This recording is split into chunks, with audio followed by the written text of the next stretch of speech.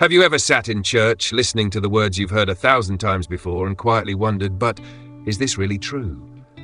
Have you ever said the creed while a part of your heart stayed silent, unsure? You're not broken. You're not failing. You're human. And you're not alone. What if I told you that doubt isn't the opposite of faith? It's often the doorway into deeper faith. That the people sitting beside you in Mass, the ones who seem so sure, have wrestled with the same questions when the lights were off and the prayers felt unanswered. You don't have to hide your doubt to be Catholic. You just have to be honest with God about it. There was a time in my life when faith felt like a song I couldn't hear anymore. I kept going through the motions, kneeling, crossing myself, receiving the Eucharist, but it all felt distant, like trying to pray through a thick fog. I didn't stop believing entirely, but I started to wonder if I'd ever feel close to God again. And that scared me. What brought me back wasn't some thunderclap of clarity. It was the quiet permission I gave myself to say, God, I'm not sure anymore, but I want to be. Help me. That simple honesty cracked something open in me. Not all at once. But slowly the silence became less threatening. The Mass began to feel like a place where I didn't have to have it all together. Just a place to show up. The Catholic Church is built on mystery. The Trinity, the real presence, grace. These are truths we accept not because we fully grasp them, but because we trust the one who reveals them. Doubt, then, isn't a failure of faith. It's a part of the process. Even saints have doubted. Think of Saint Teresa of Lisieux, who faced terrible spiritual darkness near the end of her life. Or Mother Teresa, who admitted feeling abandoned by God for years. So why do we hide our doubts? Maybe because we think faith means never questioning. But real faith isn't a straight line. It winds, it stumbles, and sometimes it stops altogether before moving again. When I began talking to others about my doubts, trusted friends, a spiritual director, even my parish priest, I learned something freeing. Not one of them judged me. In fact, most responded with, I've been there too. There's a sacred relief in being seen. Maybe you're watching this now, and you're carrying questions you've never said aloud. Maybe it's about suffering. Why do good people get hurt? Maybe it's about doctrine. How can bread become Jesus? Maybe it's about the very idea of God. How do I know he's even there? Let me say this. It's okay. You can love God and still wonder. That wondering can become prayer. That ache for answers can be what draws you into deeper trust. Doubt can be the invitation, not to walk away, but to dig deeper. To ask better questions, to bring your whole honest self before God. Sometimes we want certainty, but God often gives us relationship. And like any relationship, it has seasons of closeness and distance. You don't stop being a son or daughter because you feel far. You don't stop being Catholic because you question. If you need permission to still call yourself faithful while feeling uncertain, here it is. You don't have to have perfect belief to belong. Belonging comes first. Faith grows from there. In the months when I was wrestling the most, I kept one simple habit. I lit a candle. I didn't always have words to pray, but the flame became my prayer. Silent, stubborn, persistent. I believe that candle said what I couldn't. I'm still here, God. Are you? And you know what? He was. Not in the booming voice I wanted, not in some dramatic sign, but in the quiet endurance to keep showing up, to keep opening the Bible, to keep receiving the Eucharist, even when I didn't feel worthy or certain. Doubt didn't drive me away. It drew me into a more honest, more human kind of faith. And in time I began to see that faith isn't about never questioning. It's about what you do when you question. Do you isolate or do you stay? Do you pretend or do you pray anyway? The church is a place for believers, yes, but also for seekers, strugglers, skeptics. Jesus didn't push Thomas away when he doubted. He showed him his wounds. Maybe your doubt is where Jesus will show you something sacred too. Maybe your questions aren't obstacles but openings. So stay close, keep asking, keep lighting the candle. You are not lost, you are searching, and that is a holy place to be. There were nights I sat alone in my car after Mass, the air still heavy with incense and the sound of hymns still faint in my memory, and I wondered if I belonged there at all. Everyone else seemed to believe so confidently, hands folded just right, responses spoken with certainty. Meanwhile, I was stuck in a swirl of what-ifs. What if none of this is real? What if I'm just going through the motions because I'm afraid of what's on the other side of belief? But then I remembered that the church was never meant to be a museum of perfect faith. It's a hospital for the broken, the bruised, the confused, and I was exactly the kind of person it was built for. The gospel isn't a trophy for the sure, it's a shelter for the unsure. That changed everything. One of the most powerful moments in Scripture for me is the desperate cry from the Father in Mark 9, "I do believe, help my unbelief." That line felt written for me, for anyone who's ever lived in that in-between place, believing and doubting at the same time. Jesus didn't rebuke him. He didn't say, "Come back when your faith is stronger." He healed anyway. He met the man in his honest struggle. That is grace. In Catholic tradition, we often speak of the dark night of the soul, something even saints endure. It's a kind of spiritual desert where God feels silent or distant, and every prayer feels like it evaporates into nothing. It's not punishment. It's not failure. It's a refining. A stripping away of feelings and comforts so that faith becomes more than emotion. It becomes willful trust. When I was going through my own dark night, I stopped expecting God to show up in big moments. I started to notice him in the small ones, a friend who texted at just the right time, a psalm that felt like it had been written for me that day. The flicker of hope that kept me coming back to church even when I didn't feel anything. That was grace too, quiet, persistent grace. It's easy to forget that Catholicism has always embraced mystery. We don't explain away every mystery, we kneel before it. The Eucharist is a mystery, the Incarnation is a mystery, even the resurrection defies our understanding. So why should doubt disqualify us from that? If anything, it draws us into the core of what Catholic faith truly is. Not knowing everything, but trusting someone. I used to think I had to hide my questions. Now I realize that honesty is one of the most sacred things I can offer to God. When I began to say prayers like, "God, I don't feel you, but I choose to stay," something shifted. The prayers became less about what I got and more about who I was becoming. The sacraments carried me. I didn't always feel their power, but I kept going to confession, trusting that mercy was being poured over me whether or not I felt cleansed. I kept receiving the Eucharist, believing that Jesus was present even in my numbness. And slowly my soul began to thaw. There's beauty in staying when it would be easier to walk away. In praying when your heart feels hollow. In choosing to light a candle instead of letting the darkness win. That's what doubt can teach us, not how to leave, but how to love deeper. And community matters. I found strength in people who didn't try to fix my doubt, but who sat with me in it. Friends who said, "You don't have to be okay right now, I'll sit beside you anyway." That's church too. If you're doubting today, don't run from it. Sit with it, pray through it, bring it into the light. God isn't afraid of your questions. He's not offended by your wrestling. He's a Father who welcomes you as you are, not as you wish you were. The Catechism says in paragraph 164, faith is often lived in darkness. That means you're not alone. You're not wrong. You're walking the same road that saints and sinners alike have walked before you. And maybe, just maybe, this season of doubt is preparing you for a season of depth, where your faith won't be built on feelings or certainty, but on something stronger, something unshakable. Because the truth is, faith isn't about always having answers, it's about knowing where to bring your questions. And the Catholic Church, in all her mystery and mercy, is still one of the best places I know to do just that. So keep going, keep showing up, keep asking. Doubt may feel like the end, but it's often just the beginning of a deeper, more authentic faith than you ever imagined. I remember standing in line for confession one Saturday, heart racing, palms sweating, not because of some great sin, but because I wasn't even sure I believed in what I was about to do. What was I doing here? Confessing to a priest, speaking to a God I wasn't sure was even listening. And yet something kept me there. Some flicker of hope, some stubborn whisper that maybe, just maybe, God was closer than I felt. Doubt doesn't always look like turning away. Sometimes it's showing up despite the silence. That's what I've learned. Doubt isn't the opposite of faith, it's part of it. The most honest faith often grows in the soil of unanswered questions. And the Catholic Church has room for that kind of faith. There's a tendency in our culture, especially in fast-paced Western life, to want quick fixes. We want clarity, certainty, spiritual high points that reassure us we're on the right path.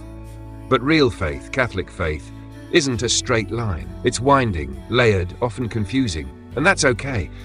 I used to think holiness meant always being sure. Now I see it's often about holding on even when you're not. It's Peter stepping out onto the water, even though he starts to sink. It's Thomas asking to see the wounds, needing more than words to believe. These aren't failures of faith. They're part of its formation. One of the most healing moments for me came during adoration.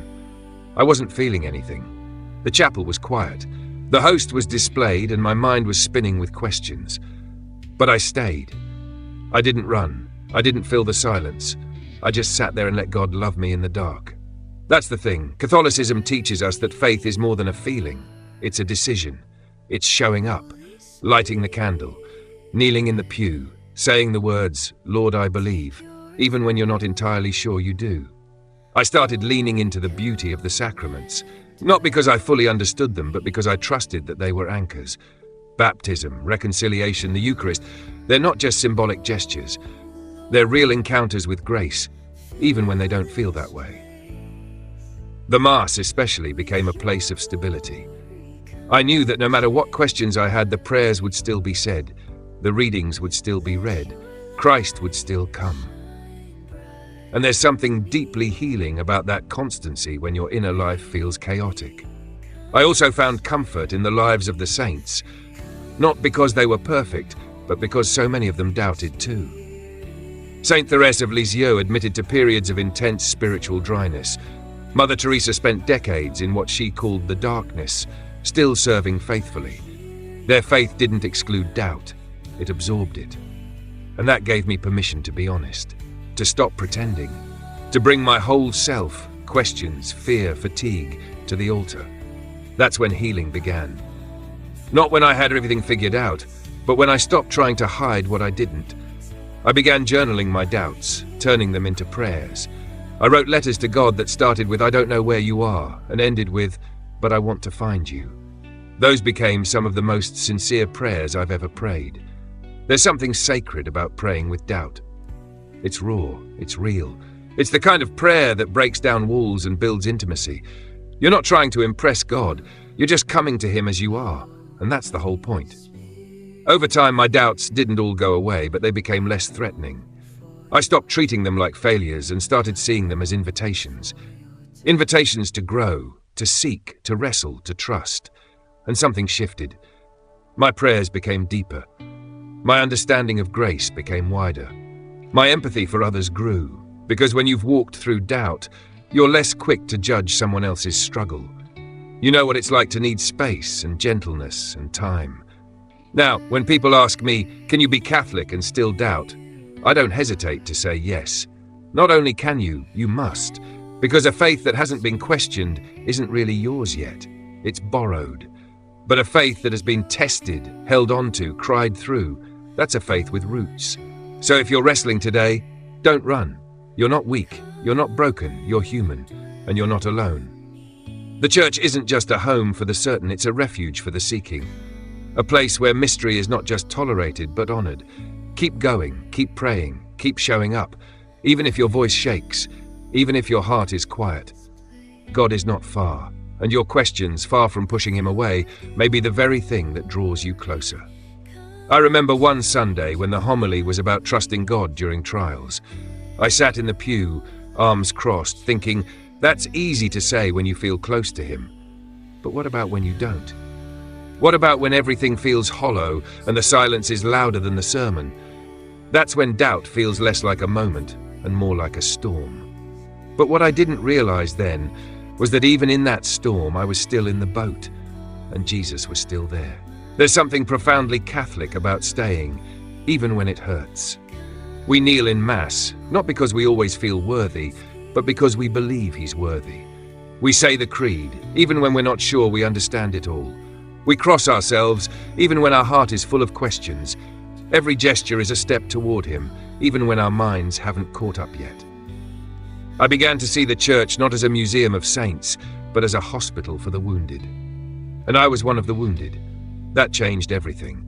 I stopped waiting to feel holy before I prayed. I stopped trying to earn a spiritual breakthrough. I just brought what I had, my doubts, my fatigue, my half-whispered Hail Marys, and placed them in front of him. Doubt, I learned, isn't something to be ashamed of. It's often the first honest prayer we offer. When we say, Lord, I believe, help my unbelief, we're not being weak, we're being real. That's the kind of prayer God answers. I started talking to other Catholics, real people with real stories, and I realized I wasn't alone. One friend told me she spent an entire year going to Mass without receiving communion because she was wrestling with church teaching. She said she kept coming because something in her knew that walking away wouldn't make the questions go away. It would just leave her with no one to ask. Another friend said he felt nothing for months after his father died. He'd pray the Rosary with dry eyes and an empty heart. But he kept praying, not because he felt something, but because he knew something. That God doesn't disappear when our emotions do. That kind of community changed me. We weren't a group of people who had everything figured out. We were people who kept showing up. People who knew the sacraments were real, even when we didn't feel the effects right away. People who believe that the Eucharist still transforms, even when we don't feel different walking out the doors. And that's the secret of Catholic faith. It doesn't depend on our feelings. It holds us when we can't hold ourselves. It gives us liturgy, tradition, rhythm, so when we fall apart, there's still structure. When we can't pray, the Church prays for us. When we can't find words, the Psalms speak for us.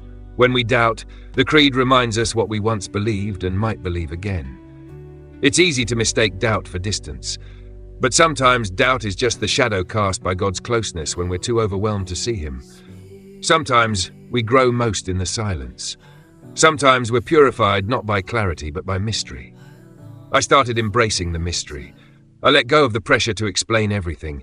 I stopped demanding answers and started trusting presence.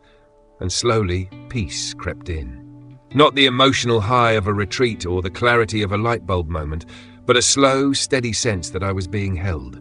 My prayers changed. They became simpler. I started saying things like, God, I'm here, and Lord, I don't understand, but I trust you're near. Those prayers, bare and honest, felt more real than any perfectly crafted spiritual monologue. I wasn't trying to impress God. I was just trying to be with Him, and He was with me. I saw it in small ways, a scripture verse at just the right moment, a kind word from a stranger, a song that played exactly when I needed it. I stopped looking for lightning bolts and started noticing quiet nudges. The Holy Spirit, I realized, often whispers more than He shouts. I began keeping a small notebook of God moments, things I couldn't explain, little affirmations that He hadn't left me. Looking back through it on the hard days reminded me that even when I doubted, God didn't stop showing up. I also started leaning into the spiritual practices of the Church more intentionally. I'd walk into a dark chapel and sit before the tabernacle. No agenda, just presence. I'd light candles, not because I thought they'd magically fix anything, but because they symbolized a prayer that continued even when I walked away. And the Rosary. Oh, the Rosary. There were nights I prayed it while driving, while folding laundry, while lying in bed unable to sleep.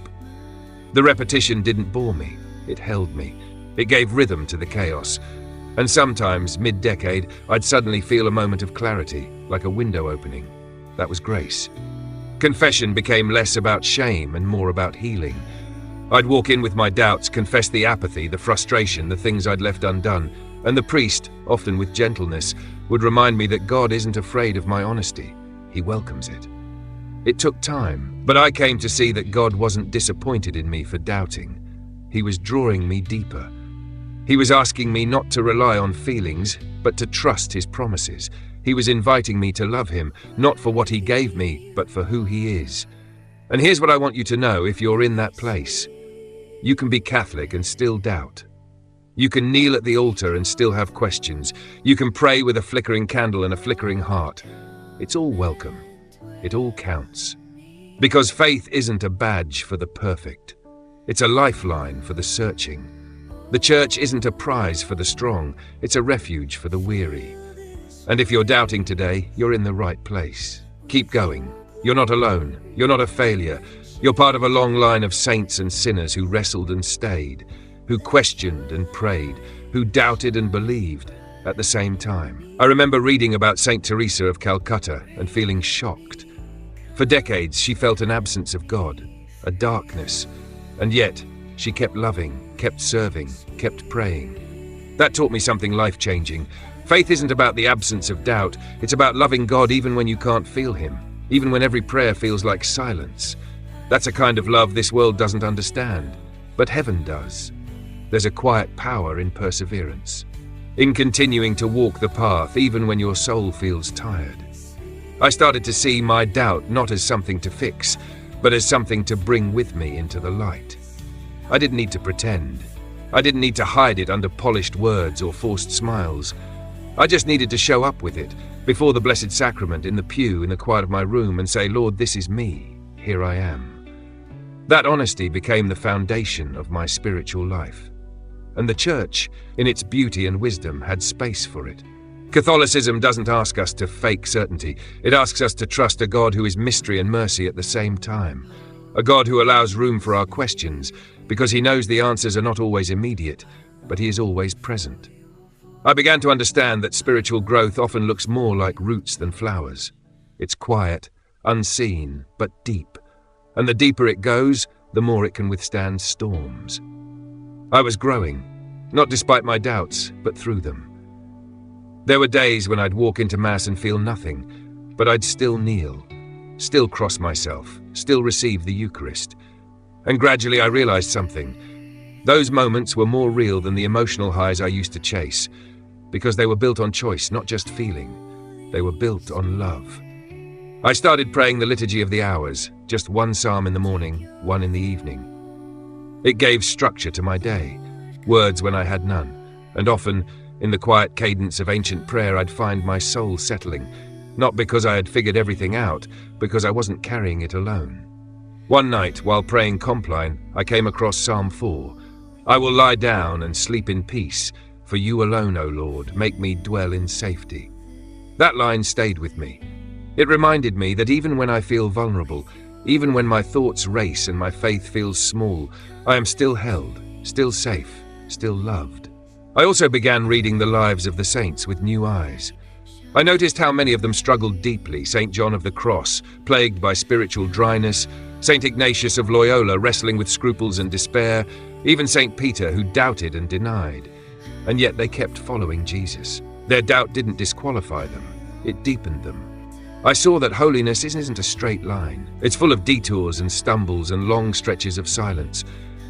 But if we keep walking, grace meets us on the road. And over time we begin to recognize that even the road itself is sacred. There was one day I was especially low. A deep weariness had settled in my chest. I walked into a church, not to pray eloquently, but just to sit, just to breathe. I lit a candle and sat in the back pew, and as I looked at the flickering flame, I realized, this is enough. My presence, my little light. God saw it. God received it. That night I remembered something my spiritual director once said. God doesn't ask for a strong flame, just a willing wick. And I thought, yes, that's where I am, not burning bright, just willing to be lit. And slowly the flame returned, not all at once, not with fireworks, but with warmth. A steady warmth that reminded me I hadn't been abandoned, that He was with me in the silence, that the dark was not empty, it was full of His waiting love. Catholicism gave me anchors in the storm. The sacraments, the liturgical seasons, the saints, the Eucharist, the quiet comfort of incense and candles and sacred spaces. Even when I doubted, those anchors held me. Even when my heart trembled, the Church stood firm. It's not that I stopped doubting altogether, it's that I stopped being afraid of doubt. I began to see it as part of my faith, not the enemy of it. A doorway to deeper trust, a space where humility could grow. Because real faith isn't proven in certainty, it's proven in fidelity. And so I kept showing up, kept praying the Rosary even when distracted, kept saying amen at communion even when uncertain, kept opening scripture even when I didn't feel inspired. Because faith is built in those ordinary moments, in those yes prayers whispered through clenched teeth, in those steps taken in spiritual darkness, trusting the light will come. I found healing in confession, not because I always felt different walking out, but because I knew I had encountered mercy. I knew that grace had met me in my weakness.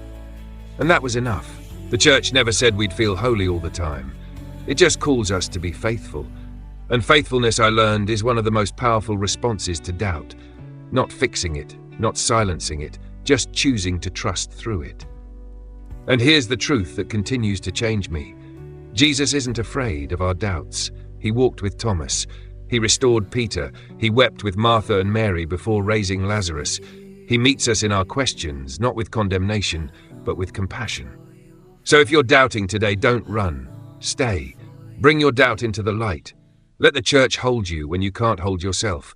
Let the prayers of others carry you when your voice is tired. And know this, God sees you. God hears you. And God is not distant. He is closer than your breath. Keep going, keep praying, keep trusting, because even in the silence He is working. Even in the doubt, He is near. And someday you'll look back and see that the doubt wasn't a detour. It was the road. The road where He walked beside you all along. I think about that moment often. The quiet hush of the chapel, the candle flickering weakly in front of the Blessed Sacrament, and the ache in my chest that words couldn't quite express. I had come hoping for answers, clarity, maybe a sign. But what I found instead was something more silent, more sacred. I found presence. I found that God was not a voice booming from the heavens or a surge of spiritual adrenaline. He was stillness. He was faithful absence, an absence that somehow still held me. There's a mystery to Catholicism that comforts me in a way no other form of faith could. It gives permission to dwell in the unknown, to kneel in reverent silence before a God who doesn't always speak but always listens. It teaches me that the Eucharist is not based on how I feel but on who He is. That grace doesn't wait for my certainty. It moves even when I can't. The Catechism speaks of faith as both a gift and a response. I used to think I needed to have the perfect response to deserve the gift. But over time, I've learned that God is patient with our learning curve. My broken prayers, my hesitant yes when I didn't feel ready, my showing up when I felt like giving up, these were all accepted by Him, welcomed even. Because our God doesn't discard the struggling. He walks with us as slow as we need. Maybe that's what changed everything for me. Realizing that faith doesn't always feel like fire. Sometimes it feels like ashes, cold, barely smoldering. But even there He is. Even when my prayers feel like words bouncing off the ceiling, I choose to believe they land in His heart. Even when I don't feel Him, I follow. Not because of emotion, but because of love. And love is a decision I can keep making, even in the dark. To anyone watching this who's still wondering if it's okay to doubt, I want you to hear this clearly. Yes, you are still welcome at the table. God doesn't require perfect understanding. He invites honest hearts. Your place in the church isn't revoked because your faith feels thin. It may be the very reason you're here. The church is not a museum of saints who had it all figured out. It's a hospital for sinners, seekers, and the sincerely confused. You're in good company. And if you're tired, uncertain, or spiritually dry, don't walk away. Stay. Let the liturgy pray over you when you can't find the words. Let the Rosary speak when your soul is silent. Let the lives of the saints remind you that doubt is not a dead end. It's a sacred detour that God often uses to teach us humility, trust, and compassion. I look back now and realize my seasons of doubt gave birth to my deepest convictions. I don't have all the answers, and I don't expect to. But I've learned that God doesn't want polished performances. He wants honest hearts. The gospel isn't good news because we understand it fully. It's good news because even in our weakness, we are loved fully. So what do you do when you're Catholic and still doubt? You keep walking. You keep praying, even if your voice trembles. You keep receiving, even when you feel unworthy. You keep showing up because grace is often found in the place of consistency, not certainty. And when the silence lingers longer than you expected, lean in. There's something sacred there. Maybe you won't hear a voice, but you might feel a warmth. Maybe not fireworks, but a still small peace. That peace doesn't always remove the doubt, but it does something better. It anchors you through it. If anything in this journey has touched your heart, spoken to a question you've carried quietly, or reminded you that you're not alone, don't let it end here. This space is just the beginning. Follow Think Fresh daily and come with us as we explore the beauty of raw, imperfect faith. There's more ahead, More grace in the mystery, more peace in the silence, more healing in the journey. You don't have to have it all figured out. You just have to keep walking. And together, we will.